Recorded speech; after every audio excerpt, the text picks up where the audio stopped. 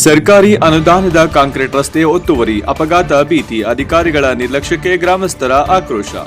ಚನ್ನಗಿರಿ ಹಂಚಿನ ಸಿದ್ದಾಪುರ ಮುಖ್ಯ ರಸ್ತೆಯಿಂದ ಬಸವಾಪುರ ಗ್ರಾಮಕ್ಕೆ ಸಂಪರ್ಕ ಕಲ್ಪಿಸುವ ಸರ್ಕಾರಿ ಅನುದಾನದಲ್ಲಿ ನಿರ್ಮಿಸಲಾದ ಕಾಂಕ್ರೀಟ್ ರಸ್ತೆಯನ್ನು ಖಾಸಗಿ ವ್ಯಕ್ತಿಯೊಬ್ಬರು ಕಾನೂನು ಬಾಹಿರವಾಗಿ ಒತ್ತುವರಿ ಮಾಡಿಕೊಂಡಿರುವುದರಿಂದ ರಸ್ತೆ ಹಾನಿಗೊಂಡು ಅಪಘಾತಗಳ ಭೀತಿ ಉಂಟಾಗಿದೆ ಎಂದು ಗ್ರಾಮಸ್ಥರು ತೀವ್ರ ಆಕ್ರೋಶ ವ್ಯಕ್ತಪಡಿಸಿದ್ದಾರೆ.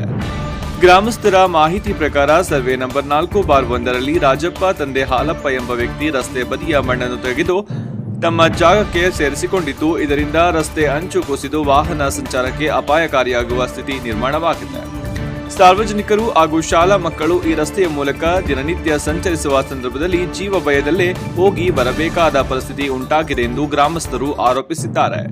ಈ ರಸ್ತೆ ತಲೆಮಾರುಗಳಿಂದ ಸಾರ್ವಜನಿಕರು ಸಂಚರಿಸುತ್ತಿದ್ದ ರೂಢಿಗತ ನಕಾಸೆ ದಾರಿಯಾಗಿದ್ದು, ಸರ್ಕಾರದ ಅನುದಾನದಲ್ಲಿ ನಿರ್ಮಿಸಿದ ಕಾಂಕ್ರೀಟ್ ರಸ್ತೆಯನ್ನು ಹಾನಿಗೊಳಿಸಿ ಒತ್ತುವರಿ ಮಾಡಿರುವುದು ಕಾನೂನು ಬಾಹಿರ ಕೃತ್ಯವಾಗಿದೆ.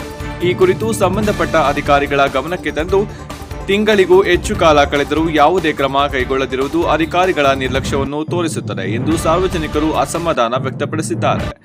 ಒತ್ತುವರಿ ಮಾಡಿಕೊಂಡಿರುವ ಸ್ಥಳವನ್ನು ತಕ್ಷಣ ತೆರವುಗೊಳಿಸಿ ಹಾನಿಗೊಂಡಿರುವ ಕಾಂಕ್ರೀಟ್ ರಸ್ತೆಯನ್ನು ದುರಸ್ತಿ ಮಾಡಿ ಸಾರ್ವಜನಿಕ ಸಂಚಾರಕ್ಕೆ ಸುರಕ್ಷಿತವಾದ ಒದಗಿಸಬೇಕು.